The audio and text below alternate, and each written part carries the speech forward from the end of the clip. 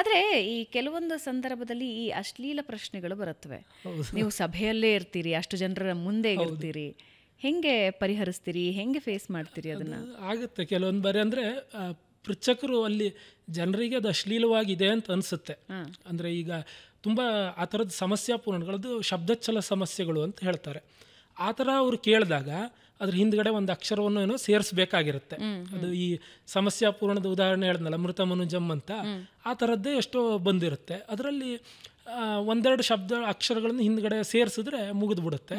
ಆ ಥರ ಮೊದಲ ಸಾಲಿಂದ ಹೇಳ್ಕೊಂಡು ಹೋದಾಗ ಅದು ಪರಿಹಾರ ಮಾಡಿದಾಗ ಅದು ಅಶ್ಲೀಲತೆ ಹೋಗುತ್ತೆ.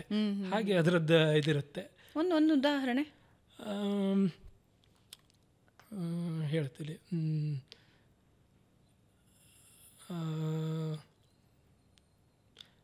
ತೀರಾ ಅಶ್ಲೀಲ ಆಗ್ಬಿಡುತ್ತೆ ಅಂತ ವಿಚಾರ ಮಾಡ್ತೇನೆ, ಮತ್ತೆ ಸೆನ್ಸಾರ್ ಕಟ್ ಹಾಕಬೇಕಾಗುತ್ತೆ ಅಂತ. ತೊಂದರೆ ಇಲ್ಲ, ಇಲ್ಲಿ ಹಂಗೇನಾದರೂ ಕಷ್ಟದ್ದಾದರೆ ನಾವು ಬೀಪ್ ಬಳಸ್ಕೊಳ್ತೀವಿ.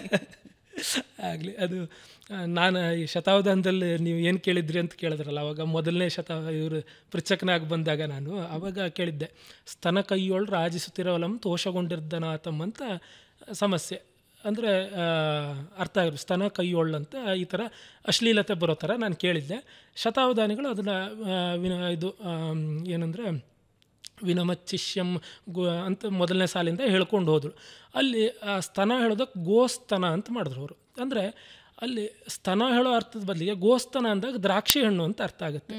ಹೀಗೆ ಅವನು ಯಾರೋ ಒಬ್ಬ ಒಳ್ಳೆಯ ಒಟುವಾಗಿದ್ದ, ಅವನು ಆ ಕಾಡಿನಲ್ಲಿ ಎಲ್ಲೋ ಹೋಗುವಾಗ ಅವನಿಗೆ ತುಂಬ ಹಸುವಾಗಿತ್ತು. ಆ ಸಂದರ್ಭದಲ್ಲಿ ಅವನು ಏನಾದರೂ ತಿನ್ನೋದಕ್ಕೆ ಸಿಗುತ್ತಾ ಅಂತ ನೋಡ್ತಾ ಇರುವಾಗ ಗೋಸ್ತನ ದ್ರಾಕ್ಷಿ ಹಣ್ಣು ಸಿಕ್ತು ಅವನಿಗೆ. ಹಾಗಾಗಿ ಅವನು ಅದ್ರ ತಿಂದು ಸಂತೋಷಪಟ್ಟ ಅಂತ ಆ ಸಮಸ್ಯೆ ಪರಿಹಾರ ಮಾಡಿದ್ರು. ಈ ಥರ ಇದು. ಅದಕ್ಕೆ ನಾನು ಪರಿಹಾರ ಮಾಡ್ಕೊಂಡು ಹೋಗಬೇಕಿತ್ತು. ನಾನೇನು ಮಾಡಿದ್ದೆ, ಈ ಶಾಕುಂತಲ ಇದ್ರದ್ದು ಕತೆ ಬರುತ್ತಲ್ಲ, ಅಭಿಜ್ಞಾನ ಶಾಕುಂತಲದ್ದು, ಅಲ್ಲಿ ಇದರಲ್ಲಿ ದುಷ್ಯಂತನಿಗೆ ಶಕುಂತಲೆ ಮರೆತು ಹೋಗಿದ್ದಾಳೆ, ಆದರೆ ಆ ಉಂಗುರ ಬೆಸ್ತನ ಕೈಯಲ್ಲಿ ಇದ್ದಾಗ ಅವನು ಸಂತೋಷ ಪಟ್ಟ ಅಂತ ಆ ಥರ ಮಾಡಿದ್ದೆ. ಈ ಥರ ಶಬ್ದಚ್ಛಲ ಒಂದು ಅಕ್ಷರ ಹಿಂದೆ ಮುಂದೆ ಸೇರಿಸೋದಾಗುತ್ತೆ, ಈ ಥರ ಆಗುತ್ತೆ. ಈಗ ಅವಧಾನ ಮಾಡಬೇಕು ಅಂದರೆ ಸಂಪ್ರದಾಯಗಳನ್ನು ಓದ್ಕೊಂಡಿರಬೇಕು, ಅಥವಾ ಹಿಂದಿನ ಸಾಹಿತ್ಯಗಳನ್ನು ಓದ್ಕೊಂಡಿರಬೇಕು, ಕಾವ್ಯಗಳನ್ನು ಓದ್ಕೊಂಡಿರಬೇಕು. ಗಣೇಶ್ ಅವರ ಎಜುಕೇಷನ್ ಕ್ವಾಲಿಫಿಕೇಷನ್ ಏನು ಓದ್ಕೊಂಡಿದ್ದೀರಿ ಅಂತ ಒಂದು ಚೂರು ಪರಿಚಯ ಮಾಡ್ಬೋದಾ? ನಂದು ಇಂಜಿನಿಯರಿಂಗ್ ಬ್ಯಾಕ್ಗ್ರೌಂಡು. ಅದೇ ಇಂಜಿನಿಯರಿಂಗ್ ವಿದ್ಯಾರ್ಥಿ ಆಗಿದ್ದಾಗ ನೀವು ಪೃಚ್ಛಕರಾಗಿ ಹೋಗಿದ್ರಿ ಅಂತ ಹೇಳಿದ್ರಿ, ಅಂದ್ರೆ ಶತಾವಧಾನಿಗಳನ್ನ ಭೇಟಿಯಾಗಿದ್ರಿ ಅಂತ ಹೇಳಿದ್ರಿ. ಆದ್ರೆ ಅಲ್ಲಿಂದ ಇಲ್ಲಿಗೆ ಪಯಣ ಹೆಂಗೆ? ಕಾವ್ಯದಲ್ಲಿ ಆಸಕ್ತಿ, ಪದ್ಯ ರಚನೆ ಮಾಡ್ತಾ ಇದ್ದೆ ಮೊದಲೇ. ಅದೇ ಹೇಳಿದ್ನಲ್ಲ, 5ನೇ ಕ್ಲಾಸ್ 6ನೇ ಕ್ಲಾಸಿಂದನೇ ಪದ್ಯ ರಚನೆ ಎಲ್ಲ ಮಾಡ್ಕೋತಿದ್ದೆ. ನನ್ನ ಸ್ನೇಹಿತ ಒಬ್ಬ ಇದ್ದ, ಅವನು ಆವಾಗಿನ್ನೂ ನನಗೆ ಛಂದಸ್ಸು ಇದು ಗೊತ್ತಿರಲಿಲ್ಲ 5ನೇ ಕ್ಲಾಸಲ್ಲಿ. ಅವನು ನಿನ್ನ ಪದ್ಯಕ್ಕೆಲ್ಲ ಛಂದಸ್ಸಿಲ್ಲ ಅಂತಂದ. ಅವನು 8ನೇ ಕ್ಲಾಸು, ನಾನು 5ನೇ ಕ್ಲಾಸು. ಅವನಿಗೆ ಛಂದಸ್ಸಿನ ಇದು ಪಾಠಗಳು ಶುರುವಾಗಿದ್ದು, ನನಗೆ ಗೊತ್ತಿಲ್ಲ. ಅವನಿಗೂ ಛಂದಸ್ಸಿನ ಬಗ್ಗೆ ಏನು ವಿಶೇಷ ಗೊತ್ತಿರಲಿಲ್ಲ, ಆದರೆ ಪದ್ಯ ಅಂದಮೇಲೆ ಛಂದಸ್ಸಿರಬೇಕು ಅಂತ ಅವ್ನು ಹೇಳ್ದೆ. ಆವಾಗ ನನಗೆ ಶುರು ಆಯಿತು ಛಂದಸ್ಸು ಅಂದ್ರೆ ಏನು ಈ ಥರ. ಆಮೇಲೆ ನಮ್ಮ ನಾರ್ಮಲ್ ಎಜುಕೇಷನ್ ಇದರಲ್ಲಿ ಬೇಕಾಗಿರೋ ಇದನ್ನು ಜೀವನ ನಿರ್ವಹಣೆಗೆ ಏನಾದ್ರು ಒಂದು ಮಾಡಬೇಕಲ್ಲ, ಹಾಗೆ ಇಂಜಿನಿಯರಿಂಗ್ ಮಾಡಿಕೊಂಡು ಆ ಕಡೆ ಹೋದೆ ನಾನು. ತಂದೆ ತಾಯಿ ಅವರು ಕೃಷಿ ಮಾಡ್ಕೊಂಡಿದ್ದಾರೆ, ಊರಲ್ಲಿದ್ದಾರೆ. ನಮ್ದು ಶಿರಸಿ, ಮೂಲತಃ ಶಿರಸಿ ಹತ್ರ ಕೊಪ್ಪಲ್ ತೋಟ ಊರು.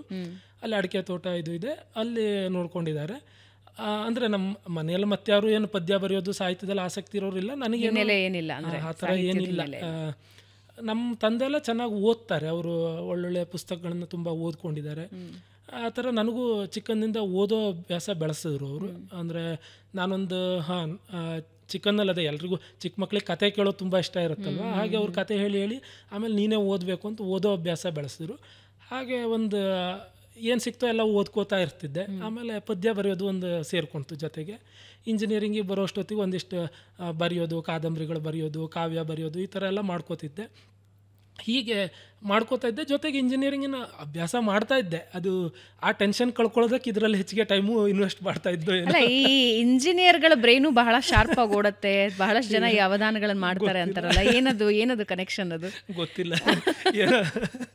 ಅದು ಬಹುಶಃ ಅದೇ ಒಂದಿಷ್ಟು ಈ ಪ್ರಾಬ್ಲಮ್ ಸಾಲ್ವಿಂಗ್ ಟೆಕ್ನಿಕ್ಸ್ ಇದೆಯಲ್ಲ, ಅದೇನೋ ಇಂಜಿನಿಯರಿಂಗಲ್ಲಿ ಸ್ವಲ್ಪ ಹೆಚ್ಚಿಗೆ ಬರುತ್ತೆ ಏನೋ ಗೊತ್ತಿಲ್ಲ. ಹಾಗೆ ಮತ್ತು ಆ ಒಂದು ಇದು ಬಂದಾಗ, ನಮ್ಮ ಡಿಗ್ರಿಗಳು ಇತ್ಯಾದಿಗಳೆಲ್ಲ ಬಂದಾಗ ಅದರಲ್ಲಿ ತುಂಬ ಏನು ಕಷ್ಟ ಅನ್ನೋ ಥರದ್ದು ಇರೋಲ್ಲ. ಅದು ನಮಗೊಂದು ಸ್ವಲ್ಪ ಒಂದು ಅದರ ಹಿಡಿತ ಸಿಕ್ಕಿದ್ಮೇಲೆ ಒಂದು ಸ್ವಲ್ಪ ಹೇಗೋ ಓದ್ಕೊಂಡು ಪಾಸ್ ಆಗ್ಬೋದು ಅವಳು ಧೈರ್ಯ ಬಂದಮೇಲೆ ಆವಾಗ ನಮ್ಮ ಟೈಮನ್ನು ಇದಕ್ಕೆ ಸ್ವಲ್ಪ ಜಾಸ್ತಿ ಕೊಟ್ಟು ಈ ಥರ ಆಗಿರೋದು ಅಷ್ಟೇ.